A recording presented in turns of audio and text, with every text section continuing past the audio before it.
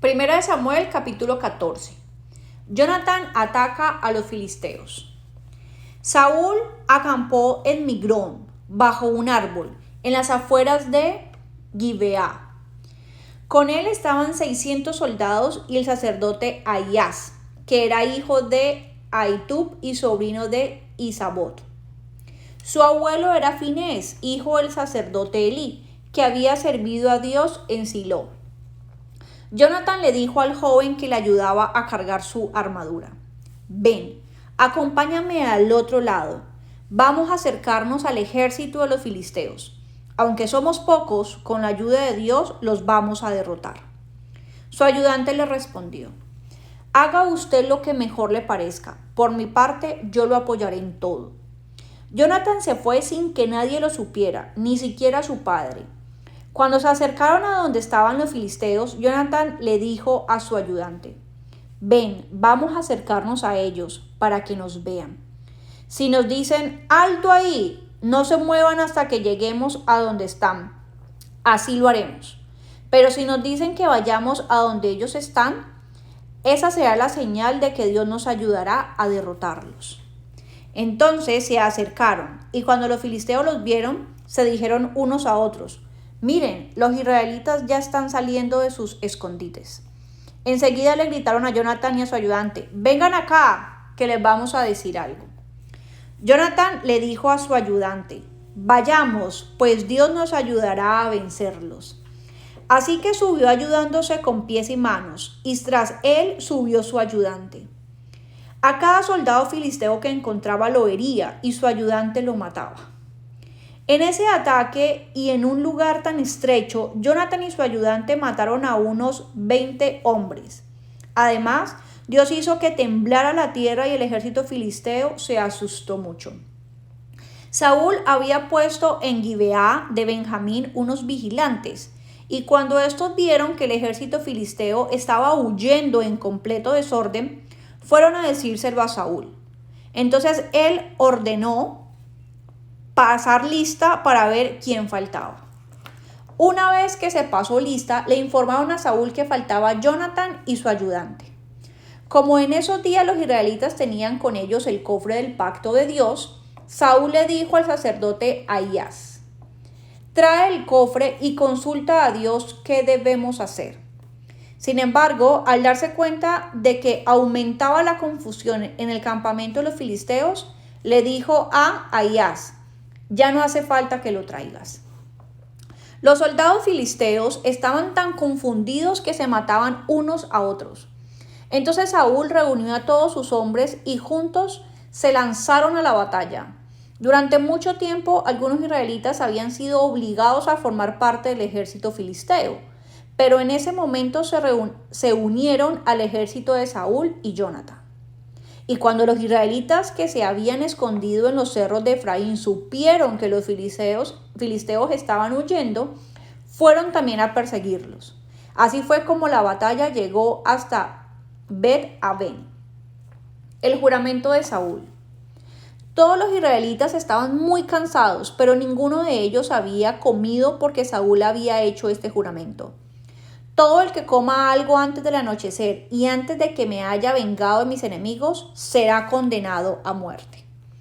La gente tenía mucho miedo del juramento de Saúl, así que cuando llegaron a un bosque donde había mucha miel, ninguno de ellos se atrevió a probarla.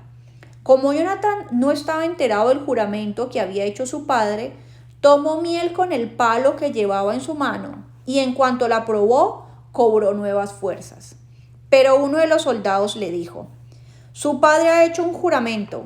Cualquiera que coma algo hoy quedará bajo maldición y será condenado a muerte. Por eso, aunque estamos muy cansados, no hemos comido nada. Jonatán respondió: con ese juramento mi padre le ha hecho mucho daño al pueblo. Si yo, con un poco de miel, he recobrado las fuerzas, imagínense cómo habría sido si el ejército hubiera comido hoy de la comida de nuestros enemigos. Su victoria habría sido mayor. La batalla se extendió desde Micmas hasta Aijalón y no paró hasta que los israelitas derrotaron a los filisteos. Pero los israelitas terminaron muy cansados.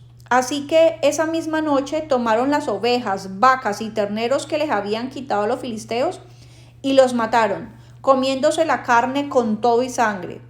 Pero alguien le dijo a Saúl: la gente está comiendo carne con sangre y Dios nos ha prohibido hacer eso. Enojado, Saúl dijo: ustedes nunca obedecen a Dios. Tráiganme pronto una piedra grande y díganle a la gente que traiga aquí su toro o su oveja. Que los maten aquí y se los coman sin sangre. Así no ofenderán a Dios. Esa misma noche cada uno llevó su propio toro y lo sacrificó allí. En ese lugar, Saúl construyó por primera vez un altar para adorar a Dios.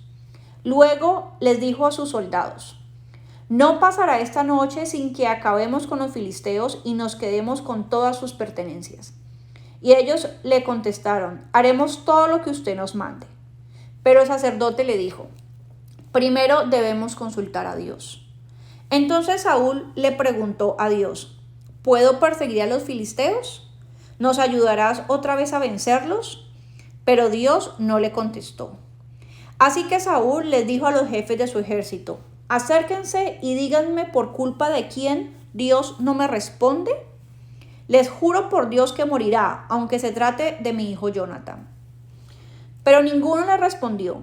Entonces Saúl le dijo a todo el pueblo: pónganse ustedes de aquel lado, y mi hijo Jonatán y yo nos pondremos de este otro. Y el pueblo le respondió: haremos todo lo que usted nos mande.